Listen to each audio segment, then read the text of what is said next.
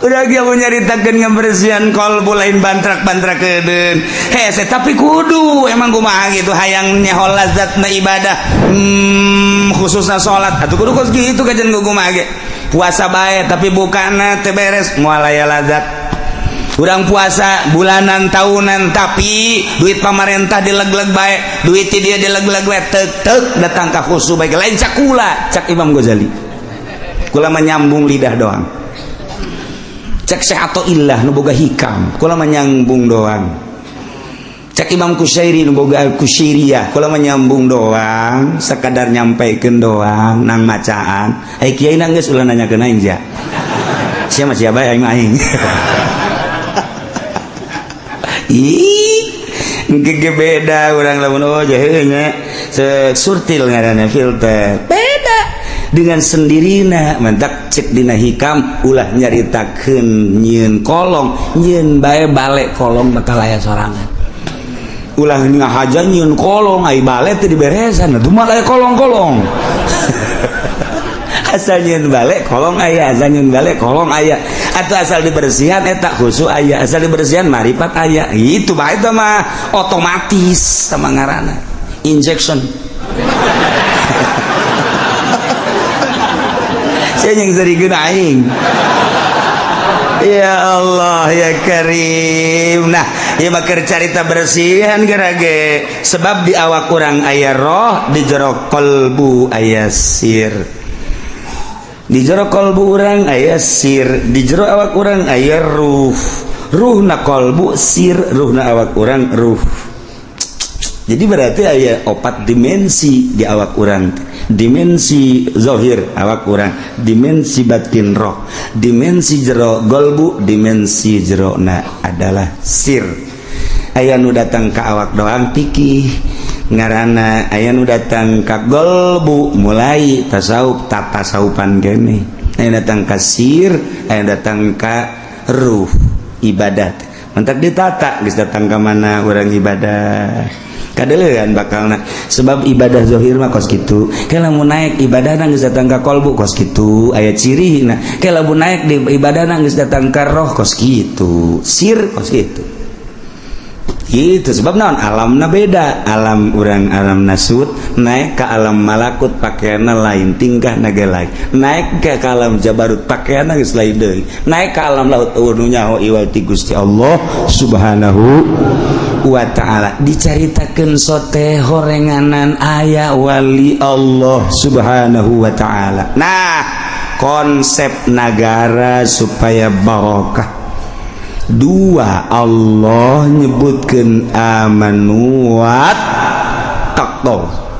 takwa iman jeung takwa kuali lamun urang nalah negara urang tangga kaluhur langit teu pernah ngahujanan urang neuleuh ka bumi sawah telaan kuari mah neuleuh ka empang cai mah ayangan hararejo neuleuh urang ke perkebunan kuari geus bararotak geus lain hejo neuleuh urang ka jalan cai kuari cai teh butek aya anu kering eueuh caian bahkan aya nu geus sababaraha daerah kekurangan cai berarti kan pinuh ku teu berkah ketika urang kapanggih jeung jelema asa teu menyatu sia-sia aing-aing padahal mah masyarakat jeung pamarentah teh hirup di hiji nagara teh eta pamarentah teh ngurusan aset-aset negara jang rakyat tapi kunaon kuari mah rakyat ketika neuleuh polisi asa pa aing-aing ketika rakyat neuleuh abri asa teu menyatu kos lain alam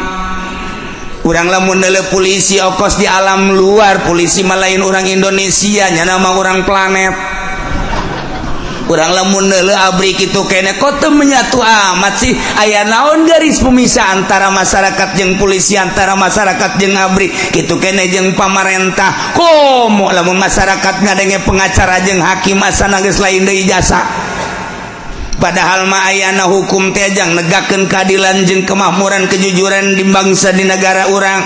Kemudian lantaran urang bodoh minta bantuan ke pengacara supaya nu bener dibenerkeun, nu salah disalahkeun, tapi pada kenyataan nama horenganan lain kos kitu. Kulantaran lain kos kitu masyarakat gadenge pengacara teh geus tabu, masyarakat gadenge hak hakim teh geus tabu, masyarakat gadenge jaksa teh geus tabu. Geus asa lain bangsa Indonesia nya nama bangsa jin tuh lain teu berkah. Ketika urang ningali nu keberkahan mah ieu langit nurunkeun hujan, hujan teh karasa ku urang tiis lantaran dibarengan ku angin nyelecep. Hujan teh sing kolocor digigir imah urang di sawah di jalan sapoe dua poe katingali kos ngembel taneuh teh iyalah pinuh barokah teu kebal jarara dijukut di sisi-sisi imah urang di sawah di huma di kebon-kebon. Masya Allah menang saminggu hejo ngeplok kadele ku urang jembar rarasaan hateten nelepas sawahan teh Masya Allah suburna nu luar biasa. Caina ngemplang telila di pelakan pare hejo rata luar biasa. Urang ningali ka sawah di sawah teh loba caian Masya Allah, lauk betik jeung lauk julung-julung, lulumpatan bunga jasa kebelah ditu aya lele segala aya gabus. Masya Allah ningali di solokan-solokan anak iya Karim eta melele rombongan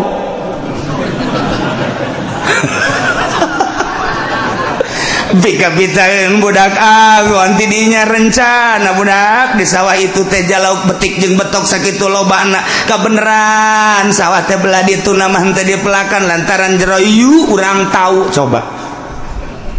Coba bebejakan nu boga sawahna mang ja ieu mah teu kapelakan ku kula dek ditaunya henteu nanaon atuh ke bagi dua jeung mamang. Masalah geus mang ditau. Ya Allah keplok Masya Allah eta lauk datangna ti mana araraya nu betik nu betok julung-julung balik ka imah subur ngaranna pinu barokah. Ya Allah ya Rabbi mancing cari tanah cek asal diturunkan pancing kabut asal turunkan pancing ayaan pan hiji menang 5 ieu mah pan 20 tuh menang hiji acan keberkah teh ngaranna kos itu tah loba teuing pan batan menang emang pan hiji Masya Allah kolot baheula ditahan ku urang sing ades ya panna kade belah make ulah make curug eta teh ulah make peso panna teh kudu dipotong kuduna make awi hayang meunang masih tuturkeun kolot baheula ulah make curug ulah make peso make awi tet aya parantina sok gara ciduhan heula memehna eta pancing teh tuh sok asupkeun beus geus diasupkeun ciduhan teh teu bae kadeuh memeh dikahandapkeun lauk geus kieu bae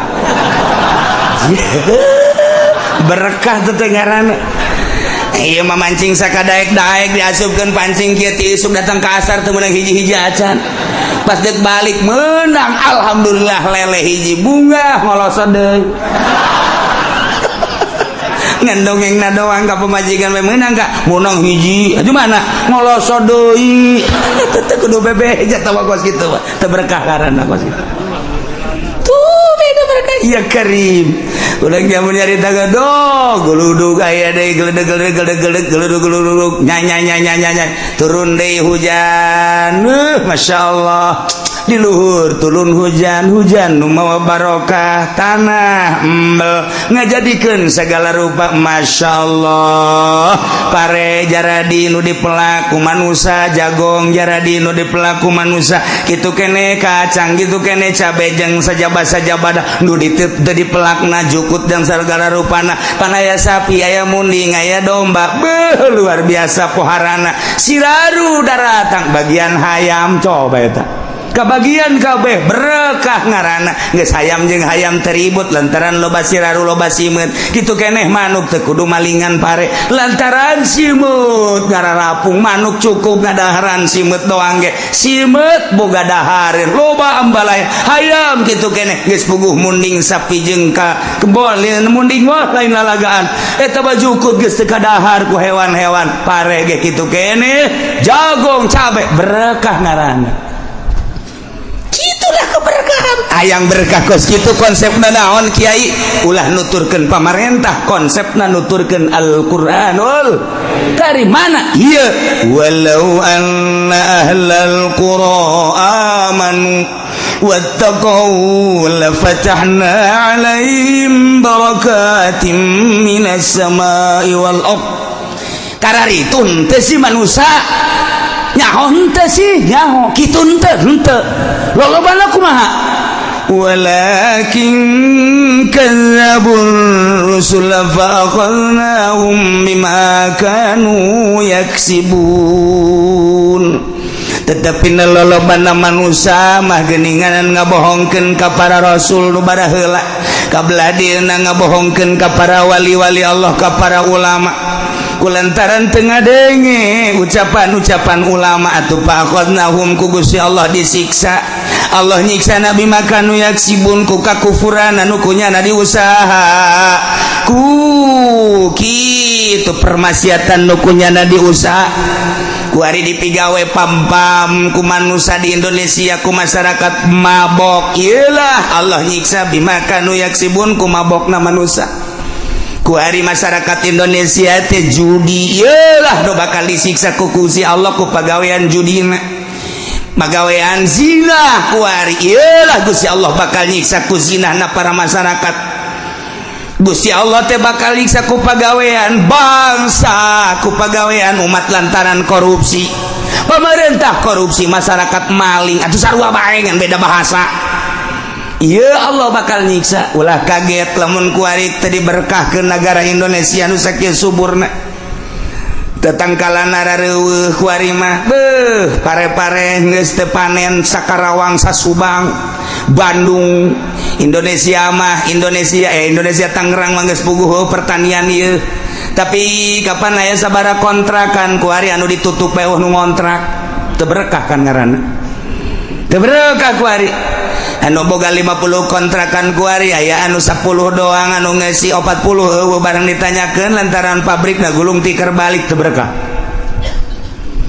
aya deui pengontrakan nu belah ditu eusi namangan unggal kontrakan loba nu maling bae pindah nya ka kontrakan lain teu berkah sarua bae berkah ya bakuari ya Allah ya Rabbi. Nah urang lamun neuleuh di Indonesia lamun urang ningali ka India kamari kapanasan 4.000 nu para rae sabada kapanasan kuari dihujanan ku Gusti Allah geus 2.500 nu paeh tuh mejeunana Pakistan kamari 2.500 keur panas paeh kuari dihujanan ku Gusti Allah 1.000 nu paeh hitung Gusti teu kudu make kalkulator 1.000 Kashmir deui geus aya hampir 1.000 nu paeh dah para raeh padahal malamun ku urang dihitung eta teh derajatna kakarake 49 derajat can 50 Saudi Arabia mah geus mencapai 50 tapi henteu naon teu siksa mah geus kitu aya naon eta di India nu nyaho iwal ti jelema nu nyaho atuh eses yang masih ngomong aya seorang dai waliullah dakwah di India kemudian pada bulan Rajab kemarin jelema tersebut diculik dibawa ke Amerika dibunuh hiji waliullah nomor kedua ya jelema dakwah di India sarua bae istimewa dakwahna eta teh kira-kira umur 45 tahun jelema loba jasa nu arasub isap culik deui ku Amerika dibunuh deui di Pakistan hiji golota mah kemudian nyada dakwah lain lalagaan hebat eta jelema dakwah teu perlu ku gua dicaritakeun ngaranna kemudian tangkap di Pakistan dibunuh kene di Pakistan terakhir di Kashmir eta ge sarua bae dibunuh kula geus boga piling ngan aidek ngomong besi lu besi nyanyahoanan sakula di bulan Ramadhan India disiksa kajeun ku kumaha sebab nu dua eta wali Allah nu di Pakistan wali Allah asana kajeun ku kumaha kena siksa ngan teu ngomong we kula Masya Allah terjadilah sabaraha ribu datang ka kuari panas paeh loba cai paeh kana bah ulah sadawara diceritakan sote lain naon sing hade atuh di negara urang ulah terjadi seperti itu yuk urang tingkatkan sifat kebangsaan urang sifat kitu kepatriotan urang keagamaan urang ngahiji sakumaha baheula ulah aya gap ulah aya jurang pemisah antara urang jeung pemerintah antara urang sesama urang ieu mah urang salap itu modern ku aya beda nu modern ka salap sinis bae orang salap atau pernah sinis kan nyana eta menyaritakeun tentang kebobrokan modern atuh lain sinis ngaranna ngajelaskeun jatuh pernah sinis tapi kunaon nyana embung kapanggih ieu nu bakal jadi siksa kitu kene jeung pamarentah jalain keheul nu jadi pamarentah ge kadang dulur urang kadang tetangga urang kadang kawau urang ketika dicaritakeun kabobrokanana pajar aya ge lain karena sehat sing hade sia ulah kitu atuh ieu negara urang ieu teh lain nu maneh ulah mentang-mentang kerja di pemerintah bupati gubernur presiden asa nu aing nu urang kabehan wajar lamun urang negor kade ulah sok kamalinaan teuing da leluhur urang inget leluhur urang baheula ieu teh hasil merdeka teh nang kolot urang baheula nah nyatukeun ku urang ieu akibat daripada pasalia Muhammadiyah ka dieu leumpangna NU ka dieu leumpangna Golkar ka ditu leumpangna P3 ka dieu leumpangna PKB ka dieu kapan cenah jang bangsa kok beda-beda sih. Nah iyalah nu kudu ku urang diperhatikeun diamati supaya urang ngahiji aya butuh mah partai pek bae ketika teu butuh deuk kudu dikumahakeun deui. Nah lamun urang amanu wattaqau Allah janji la fatahna alaihim barakatim minas sama lamun geus dibere barokah kan ngeunaheun urang hujan turun ngeunaheun tanah jadi tatanen gitu kene hasil tanina kemudian kurang didahar ngeunah didaharna jadi cai mani disalurkeun ka pamajikan urang cara nyalurkeunana make aturan Islam maca doa heula urang Allahumma jannibi syaiton wa jannibna syaitana ma razaqtana banteu nyahoeun mah pamajikan nanya mah ngadoa heula emang nanaonan sih sia mah kumaha sih engkos duduk ngariung bae jagana nggak tahu apa majikan aku udah ngaji menteng ngaji pacar ngariung urang sudah demikian salurkeun ka pamajikan urang ketika urang dek keluar cai mani aya babacaanana di jero hate bae lantaran ayat supaya naon anakna supaya nyaho kana agama ya Allah aya aturan-aturanana engke disalurkeun ayalah terkandung di jero beuteung ibu keluar masyaallah gunting rambut di marhabaan kabelah dieuna aya HP malaikeun kunaon eta lantaran tadina dibacaan di doa Laila konsepna walau ahlal qura amanu wattaqau dibulak-balik supaya urang teh aya bisa ningkatkeun iman urang bisa ningkatkeun takwa urang ka Gusti Allah abe ku Gusti Allah diturunan janji Allah la fatahna alaihim barakatim minas samai wal ardh masyaallah numantak cek Gusti Allah walau anna ahlal qura amanu wattaqau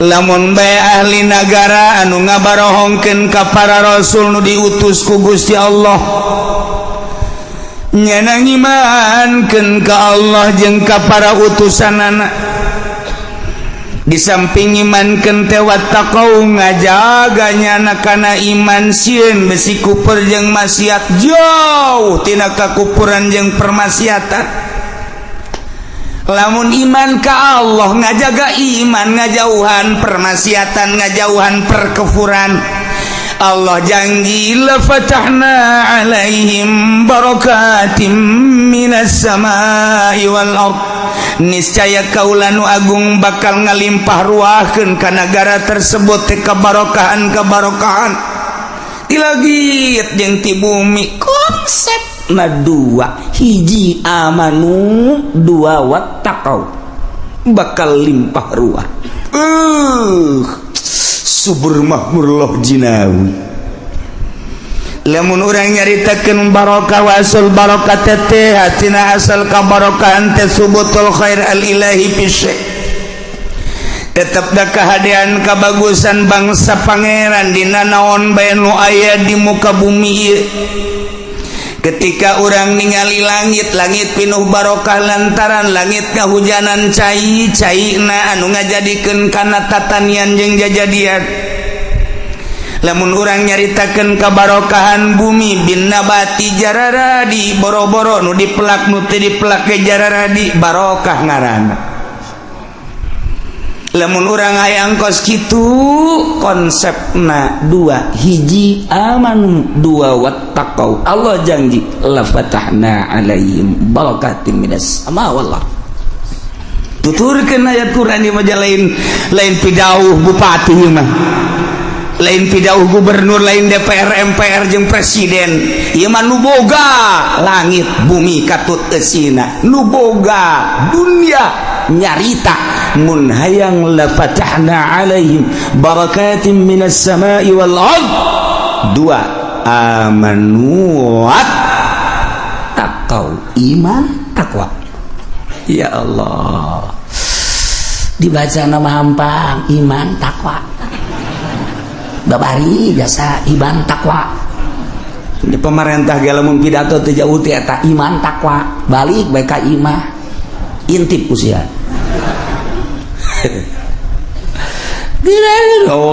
Amanu wattaqau. Ya Allah ya Rabb.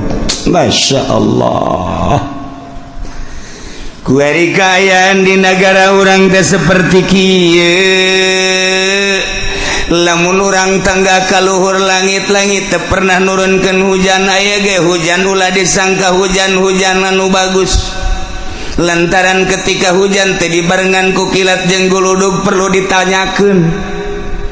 Aya konsepna hujan mah diawali ku angin heula.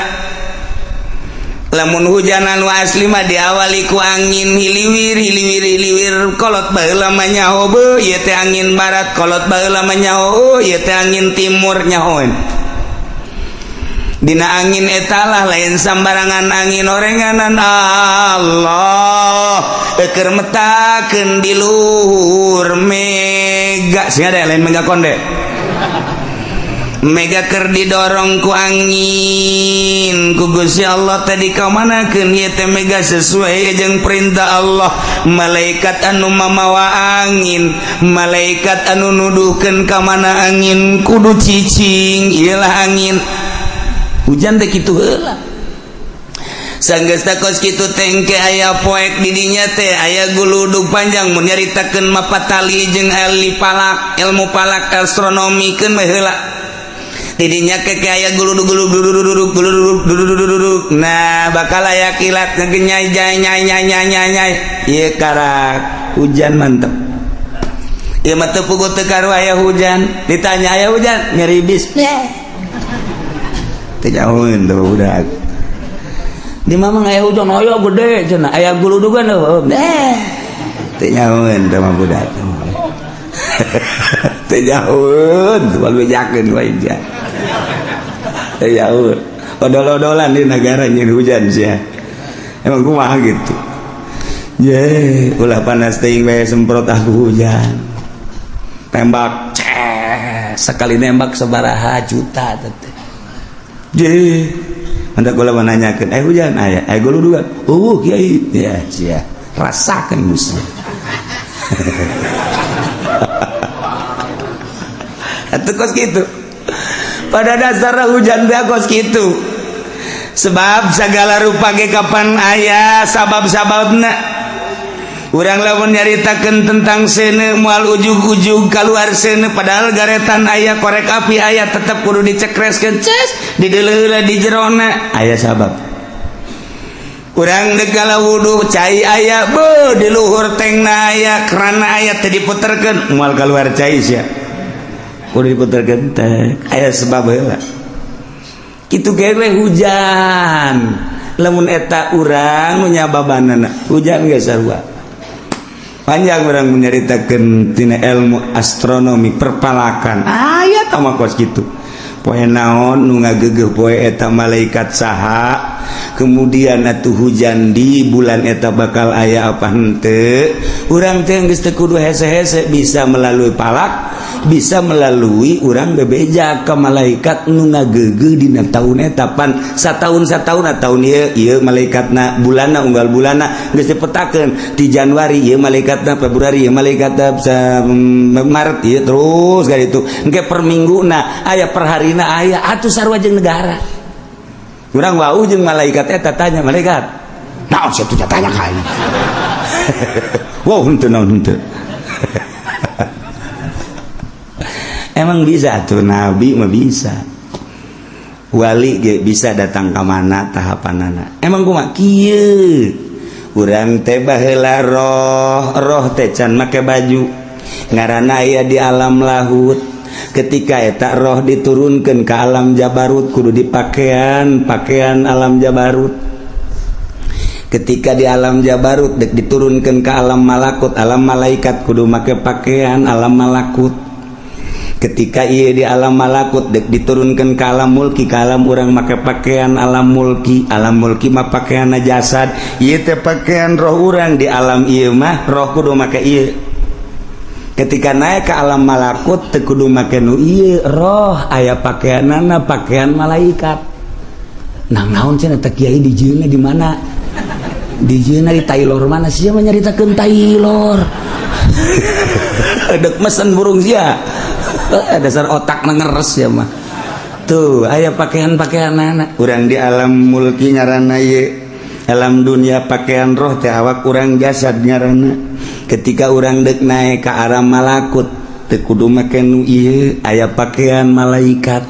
Naik urang ke alam jabarut tinggalkeun pakaian nu eta kudu ka alam jabarut aya pakaianana. Urang dek naik ke alam lahut aya pakaianana. Mantap Kangjeng Nabi teh dibawa ku Gusti Allah, dibawa ku malaikat Jibril ke alamna alam malakut make pakaian alam malakut. Ketika naik ke alam jabarut malaikat Jibril gigis teu bisa nganter. Cek Kangjeng Nabi Jibril ti handap babarengan jeung maneh emaknya atuh ka dieu maneh ninggalkeun. Oh ampura cek Jibril, lain wilayah kula mah tuh ti desa anu ka desa anu eta wilayah kula tah mah desa atuh teu bisaeun malaikat Jibril ge sebab teh mah alamna alam jabarut. Hanya Kangjeng hampura cek malaikat Jibril kurang mah di dieu pakaian kula mah ieu. Kangjeng Nabi di pakaian alam jabarut ninggalkeun malaikat Jibril tak naik. Masya Allah.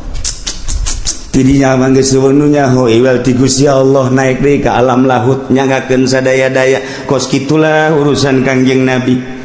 Lamun Kangjeng Nabi ditaikeun ka alam malakut, ditaikeun ka alam jabarut, ditaikeun ka alam lahut, sedengkeun Kangjeng Nabi teh kapan nyarita dina Al-Qur'an pidauh Gusti Allah, kan Gusti Allah teh nyaritakeun laqad kana lakum rasulullahi uswatun hasanah.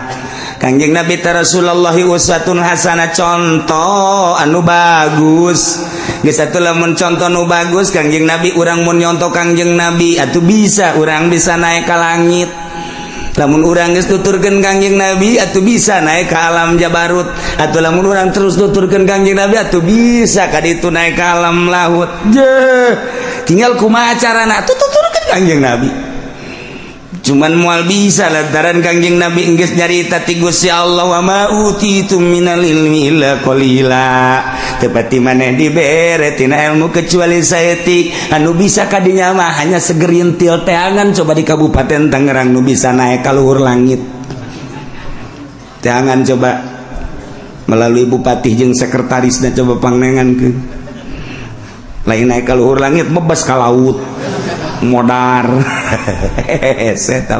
tuh kan berarti ayah sebab lamun manusia anu kos kitu hancur Jakarta dipimpin ku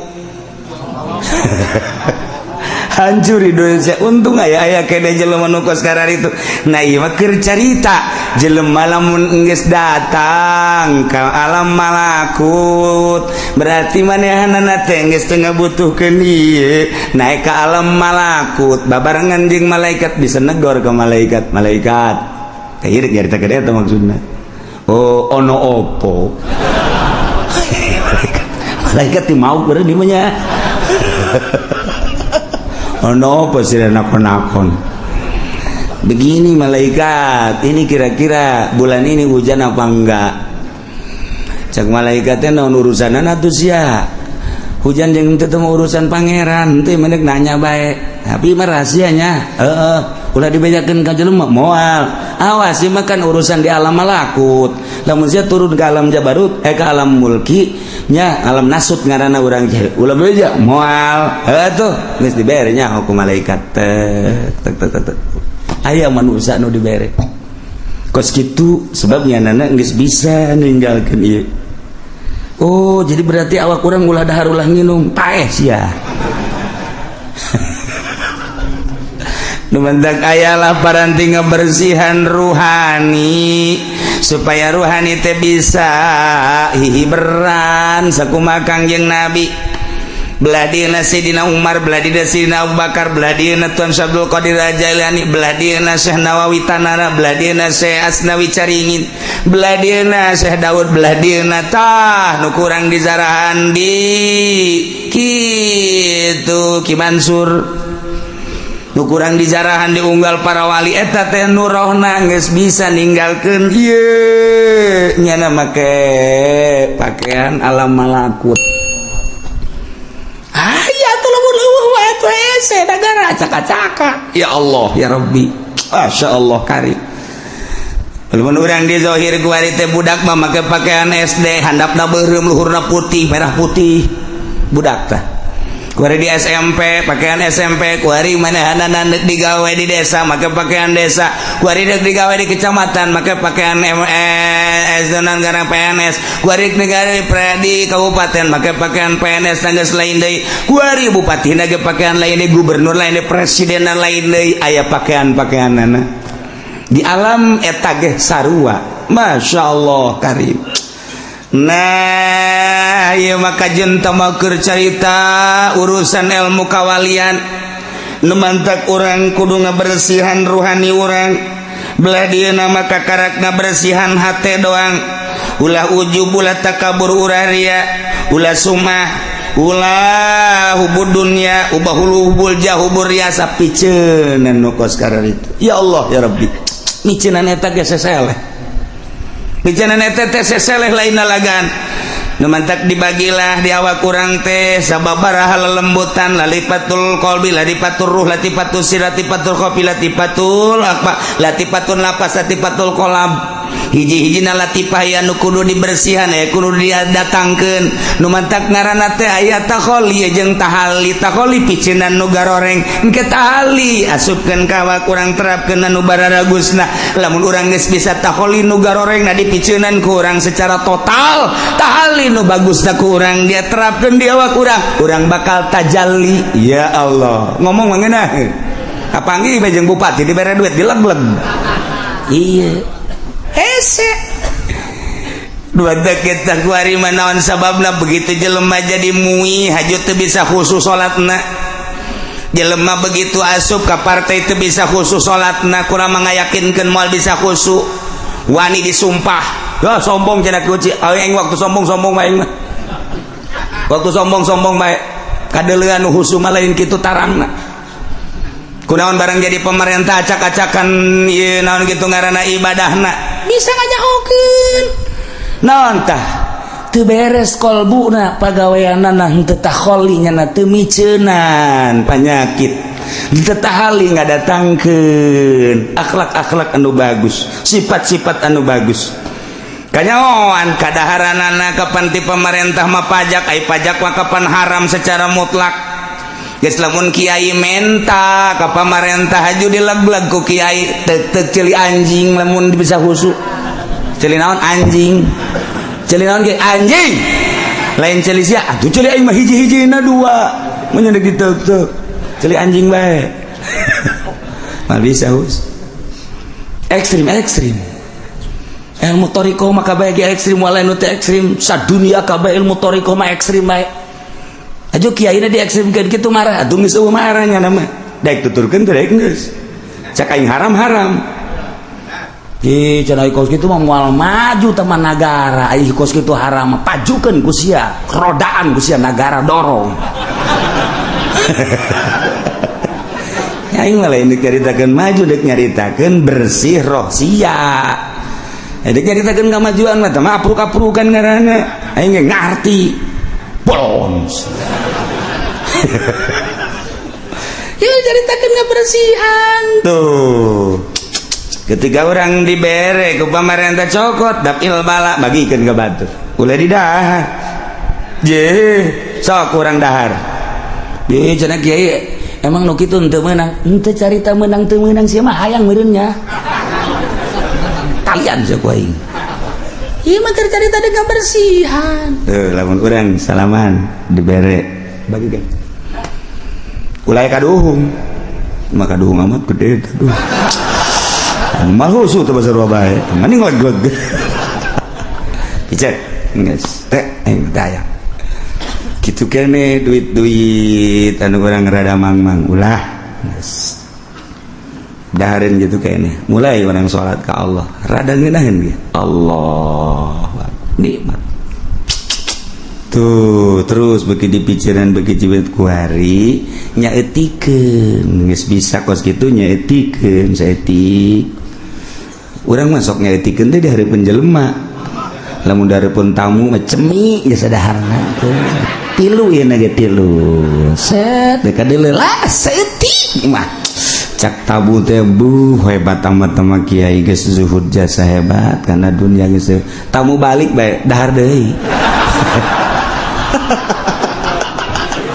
Cak pamajikan lah kaji kok dahar deui tadi aing baturan tamu abeh ku pajar tamu pajar tasawuf saeutik. Jadi loba kuari dong, tuh kuari mah boho itu biasa. Eta kan blon eta kiai. Geus apa adanya bae, gembul-gembul biasa. Malah urang teu gembul ge di hareupeun jelema mah gembul bae. Tuh, batur can nambah yang nambah orang kebiasaan kos kitu bae. Udah dia nyaritakeun ngabersihan kolbu lain bantrak-bantrakeun. Hese tapi kudu emang kumaha gitu hayang nyehol lazatna ibadah khususna salat atuh kudu kos kitu kajen kumaha ge. Puasa bae tapi bukana teu beres moal aya lazat. Urang puasa bulanan tahunan tapi duit pamarentah dileg-leg bae, duit ti dia dileg-leg bae teuk datang ka khusu bae lain cak kula, cak Imam Ghazali. Kula mah nyambung lidah doang. Cek Syekh Athaillah nu boga hikam kula mah nyambung doang. Cek Imam Kusyairi nu boga Kusyairiyah kula mah nyambung doang sekadar nyampaikeun doang nang macaan. Ai kiai na geus ulah nanyakeun aing ja. Sia mah sia bae aing mah aing. Ih engke beda urang lamun heuh nya surtil ngaranna filter. Beda dengan sendirina mentak cek dina hikam ulah nyaritakeun nyieun kolong nyieun bae bale kolong bakal aya sorangan ulah ngahajan nyieun kolong ai bale teu diberesan atuh mah aya kolong-kolong. Asal nyieun bale kolong aya asal nyieun bale kolong aya atuh asal dibersihan eta khusyuk aya asal dibersihan marifat aya itu bae teh mah otomatis sama ngaranna injection. Saya yang serikeun aing. Ya Allah ya Karim. Nah, ieu mah keur carita bersihan gerage sebab di awak urang aya roh, di jero qalbu aya sir. Di jero qalbu urang aya sir, di jero awak urang aya ruh. Ruhna qalbu sir, ruhna awak urang ruh. Jadi berarti aya 4 dimensi di awak urang. Dimensi zahir awak urang, dimensi batin roh, dimensi jero qalbu, dimensi jerona adalah sir. Aya nu datang ka awak doang pikih ngaranna, aya nu datang ka qalbu mulai tasawuf tasawufan kene, aya datang ka sir, aya datang ka ruh ibadat. Mantak ditata geus datang ka mana urang ibadah.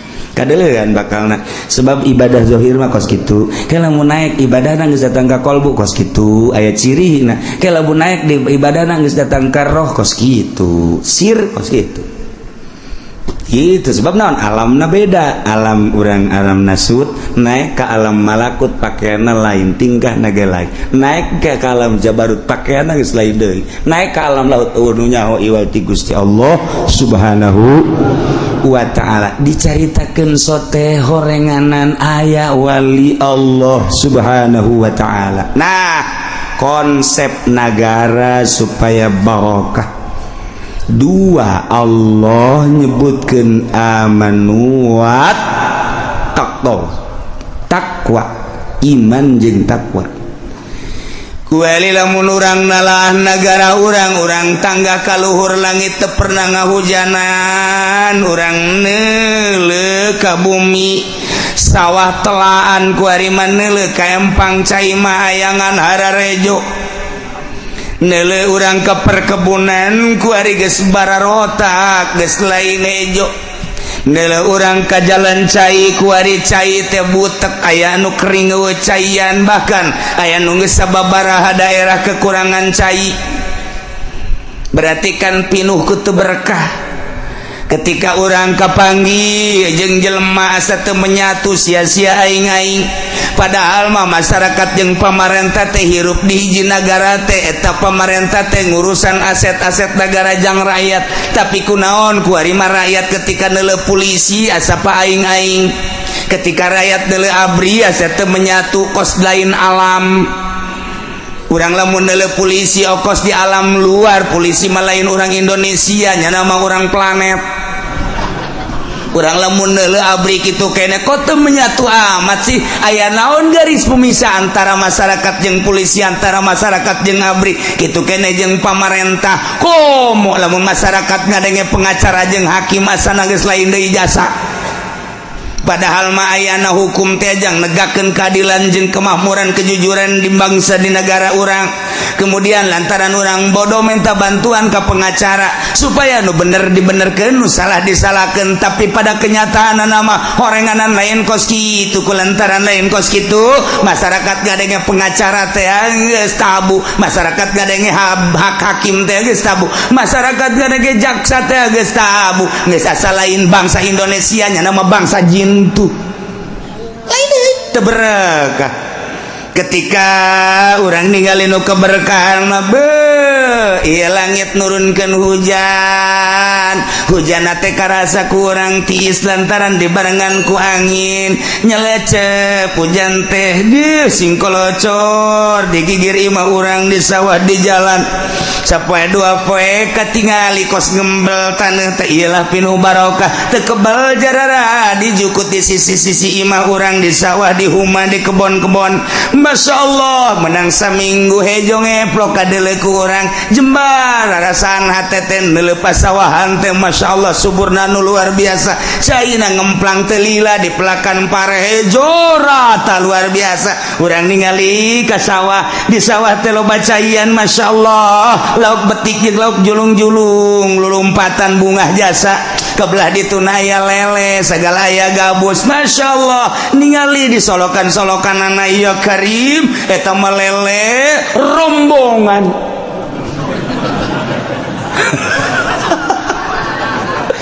Pika-pitaeun budak agon tidinya rencana budak di sawah itu teh jalauk betik jeung betok sakitu lobana. Kabeneran sawah teh belah ditu na mah teh dipelakan lantaran jero yu urang tahu. Coba bebejakan nu boga sawahna mang ja ieu mah henteu kapelakan ku kula dek ditaunya henteu nanaon atuh ke bagi dua jeung mamang. Masalah geus mang ditau.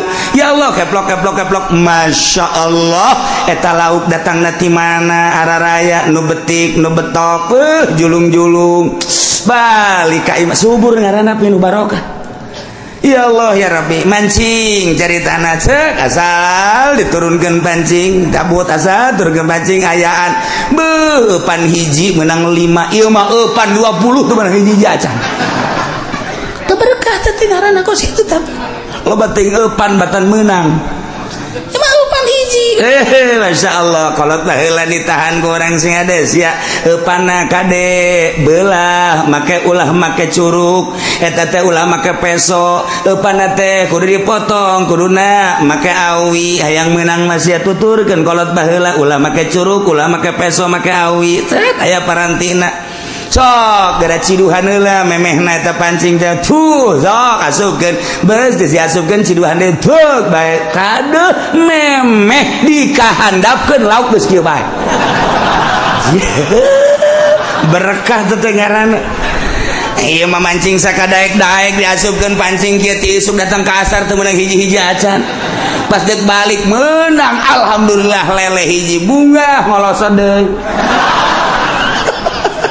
ngandongengna doang ka pemajikan we meunang ka munang hiji di mana ngoloso deui teh kudu bebeja tawa kos kitu teh berkah karana kos kitu tuh beda berkah ya karim udah jamun nyarita gadog geludug aya deui geludug nya turun deui hujan masyaallah di luhur turun hujan nu mawa barokah tanah embel ngajadikeun segala rupa masyaallah pare jaradi nu dipelak ku manusia jagong jaradi nu dipelak ku manusia kitu kene kacang kitu kene cabe jeung sajabah nu dipelakna jukut dan segala rupana panaya sapi aya munding aya domba beuh luar biasa poharana siraru daratang bagian hayam coba eta kabagian kabeh berkah ngaranna geus hayam jeung hayam teribut lantaran loba siraru loba simut kitu keneh manuk teu kudu malingan pare lantaran simut gararapung manuk cukup ngadaharan simut doang ge simut boga dahareun loba ambalaya hayam kitu keneh geus puguh munding sapi jeung ka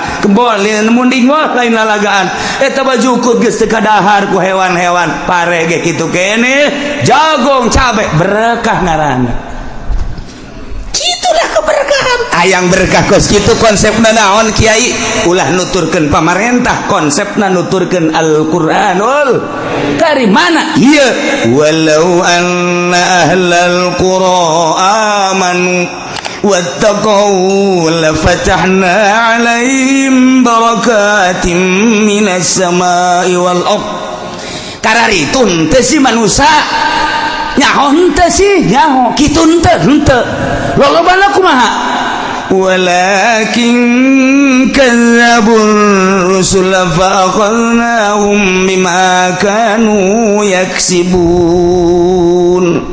tetapi lolobana manusia mah geuningan ngabohongkeun ka para rasul nu bada heula kabladina ngabohongkeun ka para wali-wali Allah ka para ulama kulantaran tengah denge ucapan-ucapan ulama atuh faqadnahum ku Gusti Allah disiksa Allah nyiksa nabi makanu yaksibun ku kakufuran anu kunyana diusaha ku kitu permaksiatan nu kunyana diusaha ku ari dipigawe pam-pam ku manusia di Indonesia ku masyarakat mabok ieulah Allah nyiksa bimakanu yaksibun ku mabokna manusia ku hari masyarakat Indonesia teh judi iyalah nu bakal disiksa ku Gusti Allah ku pagawean judina pagawean zina ku hari iyalah Gusti Allah bakal nyiksa ku zinahna para masyarakat Gusti Allah teh bakal nyiksa ku pagawean bangsa ku pagawean umat lantaran korupsi pemerintah korupsi masyarakat maling atuh sarua bae ngan beda bahasa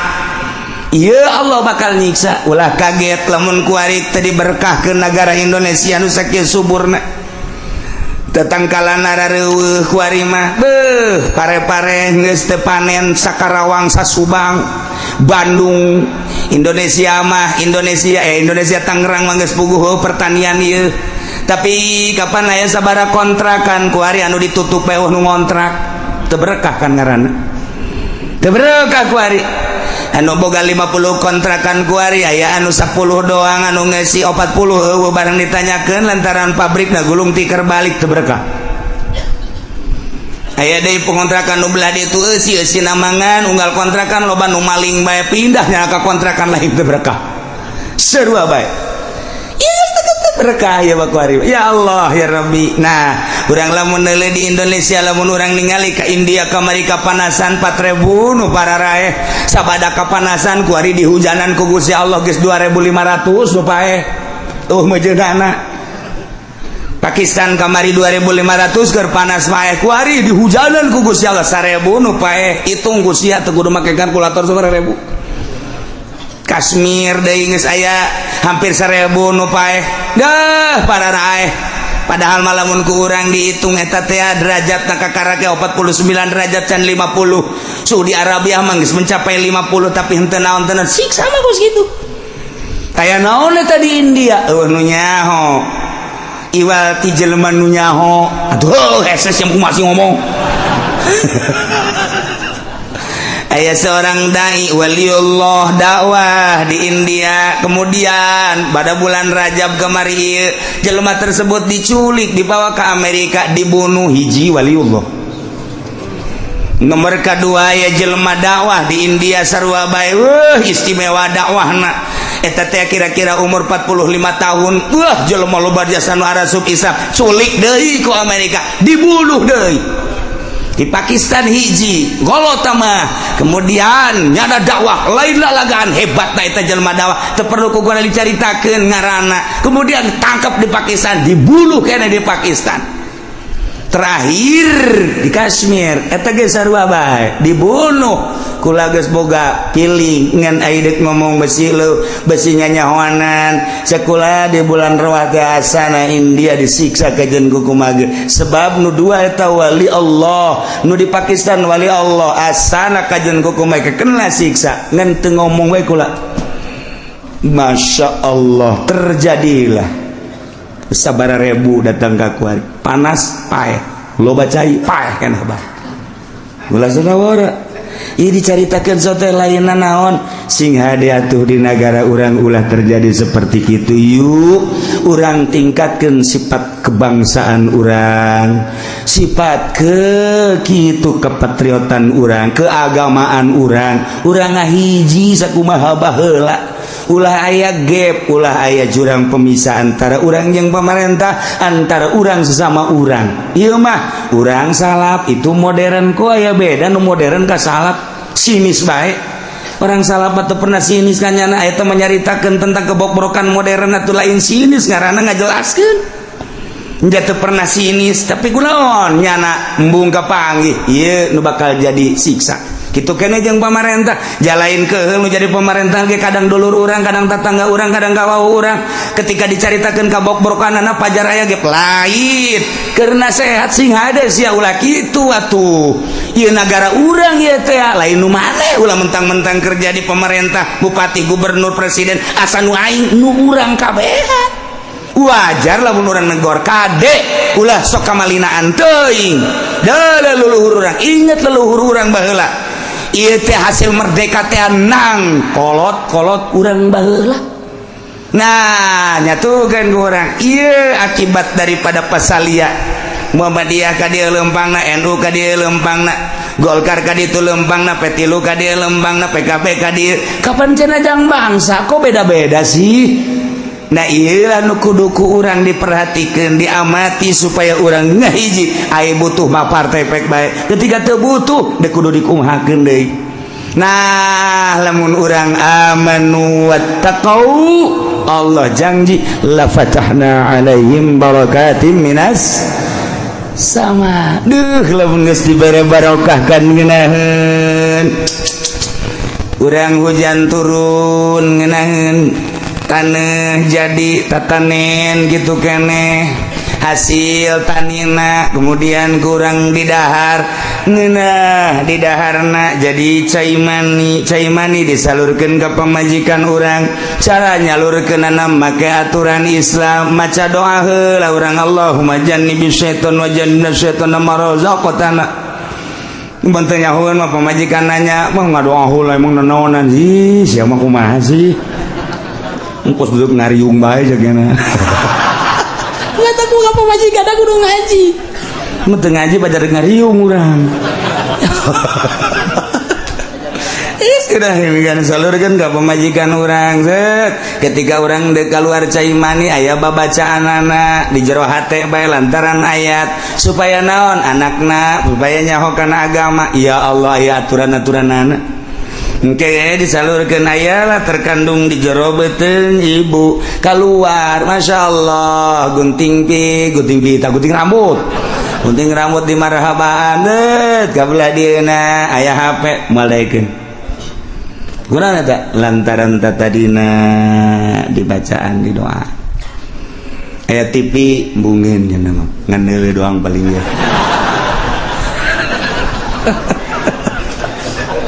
iya mah lu mantak anak kurang gede can sakola geus sayang meuli HP kemudian dibelikeun jamarah bae main internetnya na di HP ge wih luar biasa kabelah dieuna bisa muka sorangan tek nu susu teh anu ping-ping teh budak leutik eta teh kos kitu geus teu bisa ditahan ku kolotna kolotna mandi ku nya dipoto tolong teh coba blon teh anak nu kos kitu coba ulah ngablonkeun ka anak baheulana teu ngadoa geus kulantaran teu ngadoa atuh anak setan pan setan teh bebeja ka gangjengna ka Gusti Allah Gusti hari abdi teh bagian pamajikan abdi di mana tuh Gusti teh dijawab ku Gusti Allah setan nunjukkan ka Gusti Allah Gusti ai pamajikan abdi di mana 3 kali kakarak cek Gusti Allah barengan jelema anu jima jeung pamajikanna teu maca bismillah heula teu ngadoa ka aing mentek ketika aya lalaki teu maca doa heula teu maca bismillah heula eta teh horenganan bareng jeung setan ketika keluar anak-anak setan geus ku ari nu mantakna aya nu nonton TV bae atuh pantes lantaran anak juri ge sia nu kumaha lah cenah kiai ulah kaget jakulana ge juri ki ai kitu onam komplotan juri kabeh burung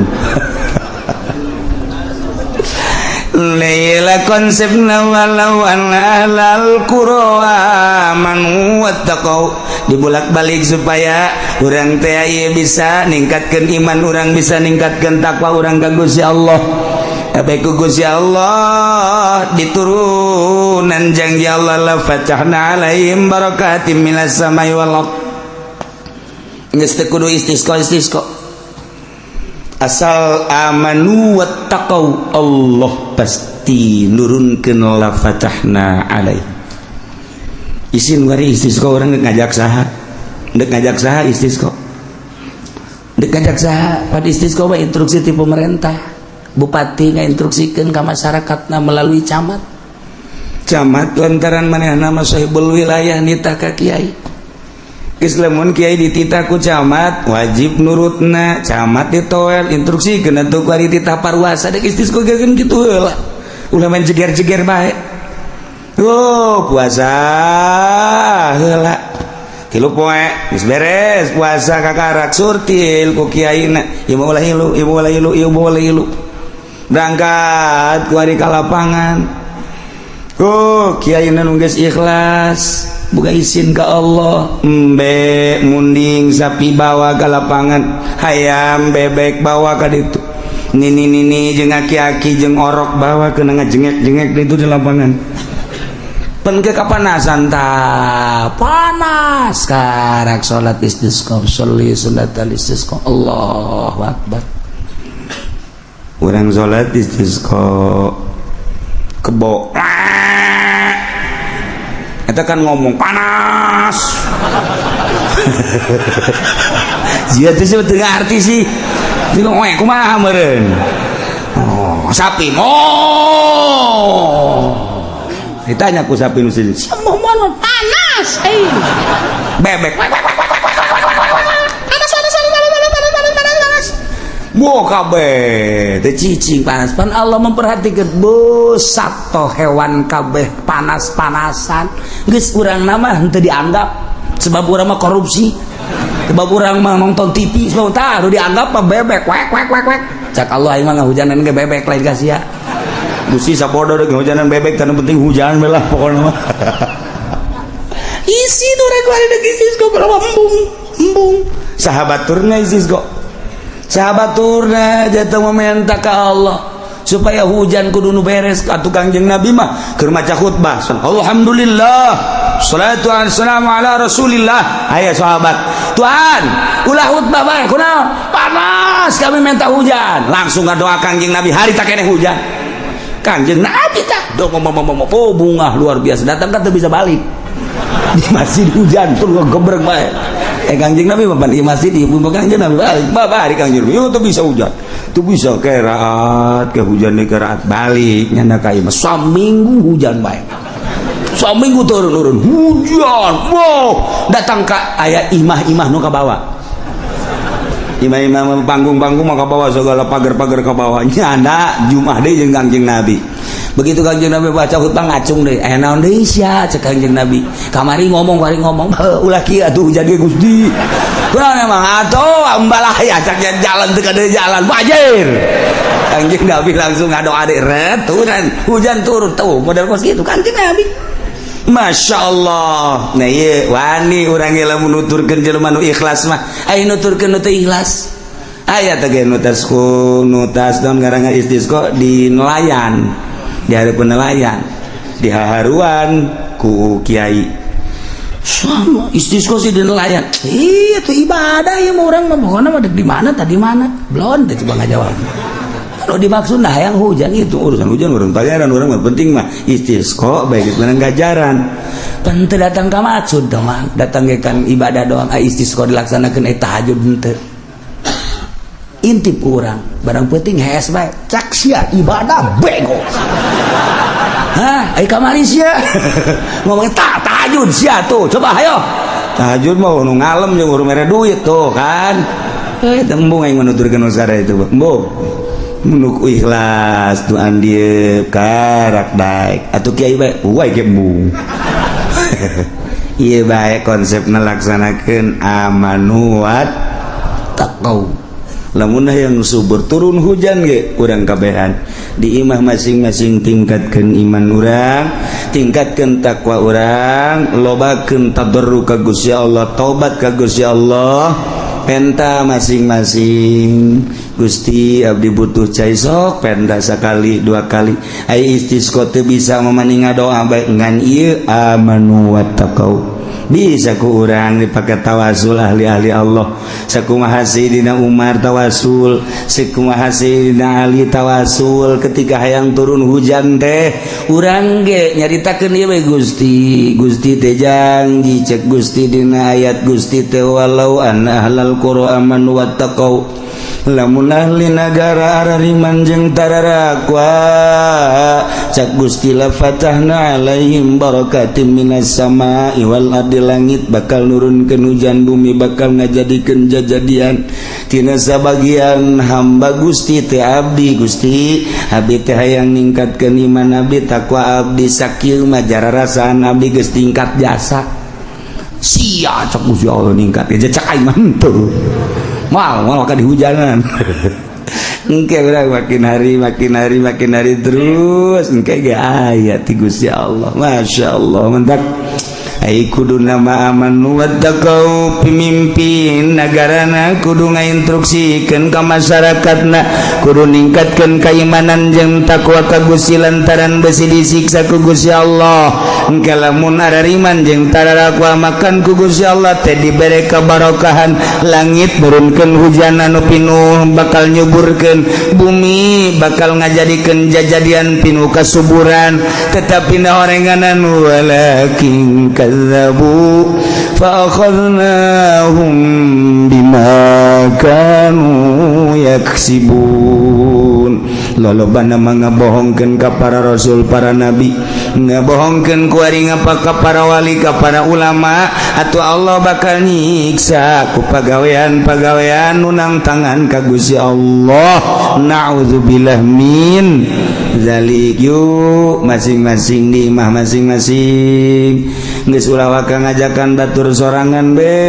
heula jadidu imanakum bila ilaha illallah lobakeun maca la ilaha illallah lobakeun maca sholawat ka Kangjeng Nabi kablah dieuna terus tingkatkeun katakwaan urang ka Gusti Allah mata orang takwakeun ka Gusti Allah ulah dideleukeun kana paharaman-paharaman ceuli kitu keneh irung sungut kitu keneh tujukeun ka Gusti Allah kadanan para wali mah geus ninggalkeun alam ieu naek ka alam malakut pakaianna geus pake pakaian malakut dementak lamun malaikat meneuleuh ka roh neuleuh ka roh nu aya di kuburan malaikat atuh urang lamun geus aya di alam eta bakal neuleuh ka roh sakumaha nu kukula sering dicaritakeun Mama Sobari Cilimus keur mingguan pan kieu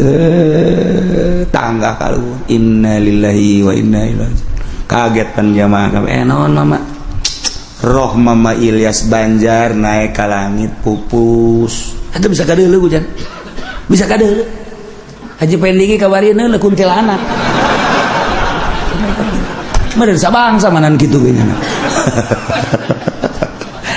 tak bisa deuleuh roh lain sabaragan berarti kan hamba Allah aya nu bisa contoh Mama Sobari teh murid Mama Khalil Bangkalan ai Mama Khalil Bangkalan murid Syekh Nawawi Tanara ai Muhtanem Syekh Nawawi Tanara murid Ki Hamid Khatib Asambasi ai Maka Hamid Khatib Asambasi murid Syekh Samsudin ai Syekh Samsudin terus kata Tuan Abdul Qadir jeh nu mantak bararsi batur mah tuh bisa kadeuleuh geus ieu mah keur carita mun geus aya di alam malakut ninggalkeun alam ieu bakal kapanggih urang jeung roh bisa ngobrol urang mun zarah ngobrol Assalamualaikum bisa woi apa kabar baik-baik saja cengnya nanti oh iya bagaimana di sana itu bagaimana keadaannya wah gersang sekarang iya ngobrol orang dirinya emang ngobrol lah gitu tuh lain kayak siapa datang ke kuburan gitu hayang pajar hebat takol habak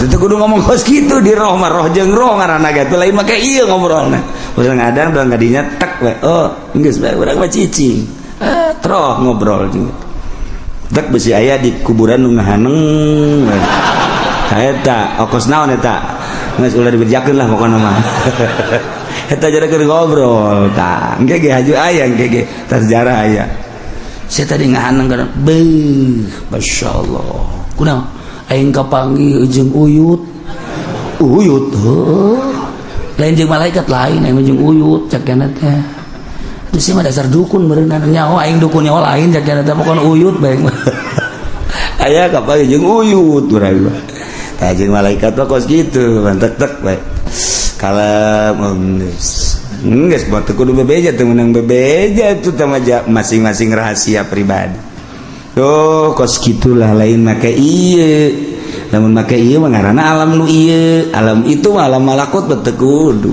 sebab orang kaambe ku malaikat sengit orang maca sholawat kaambe orang maca Quran kaambe ku malaikat orang mah kadenge ku celi iya ku malaikat mah di luhur langit kadenge urang zikir tengah peuting malaikat nonton di luhur langit urang tahajud tengah peuting malaikat nonton nyaun malaikat moal kaliru komo Gusti Allah masyaallah nu mentak disebutlah ku malaikat ketika aya jelema hudang peuting zikir tahajud azim indal malaikat di alam malakut pada bebeja euy si anu deuleu ge kepeting deuleu ditonton ku mana ijah malaikat kabeh di alam malakut teh ngahebat-hebat ngagung-agung teu kudu ku urang dinaon kitu ngara diberitakeun di media teu kudu waduh di orbit teu kudu cak malaikat coba tatanggana deuleu coba tatangga di nonton TV cak kana waduh keur nonton bola malaikat yang ngobrol pan kiai sih nonton bolanya malaikat teman ngobrol malaikat tama kiaina sih kiai kos gitu tamanya orang turunan galedeg yuk malaikat perintah di Gusti Allah ieu keur carita jauh kitu nyon teh sebenarnya mah ya Allah familalul Quran